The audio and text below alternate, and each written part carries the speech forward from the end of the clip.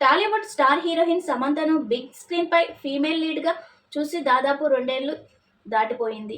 ఆమె చివరిసారిగా విజయ్ దేవరకొండతో కలిసి ఖుషి మూవీలో కనిపించింది. ఆ తర్వాత శుభం చిత్రంలో గెస్ట్ రోల్ గా కనిపించింది. కానీ ఈ పాత్ర పెద్దగా ప్రభావం చూపలేదు. తాజాగా శామ్ గురించి ఓ ప్రచారం సాగుతుంది. ఆమె దర్శకురాలుగా మారుతుందనే జోరు ప్రచారం సాగుతుంది. అలాగే మళ్ళీ సినిమాలతో ఫుల్ బిజీగా మారనున్నారని తెలుస్తుంది.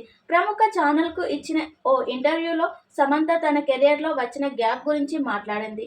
ఆరోగ్యం, వ్యక్తిగత శ్రేయస్సుపైనే ఎక్కువ దృష్టి పెట్టానని చెప్పింది. తరచుగా సినిమాలలో కనిపించడం కంటే మంచి పాత్రను ఎంచుకొని ఆ ప్రాజెక్టులోనే నటించాలని ఇష్టపడుతున్నట్లు సమంత వెల్లడించింది.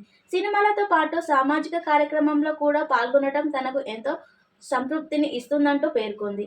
ఇదిలా ఉండగా నటి సత్తా చాటుకున్న సమంత ఇటీవల నిర్మాతగా మారింది. కొత్త నటీనటులకు అవకాశం ఇస్తూ సమంత శుభం సినిమాను రూపొందించింది.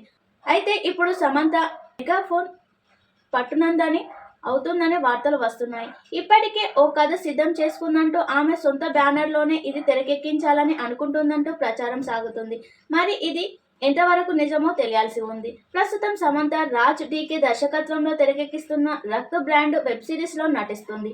ఆర్థిక సమస్యల కారణంగా ఆలస్యం అవుతుందన్న వార్తలు అన్ని పుకార్లేనంటూ మేకర్స్ క్లారిటీ ఇచ్చారు. నెట్ఫ్లిక్స్ మద్దతులతో 200 కోట్లకు పైగా బడ్జెట్తో ఈ సిరీస్ను అద్భుత స్థాయిలోనే నిర్మిస్తున్నారు.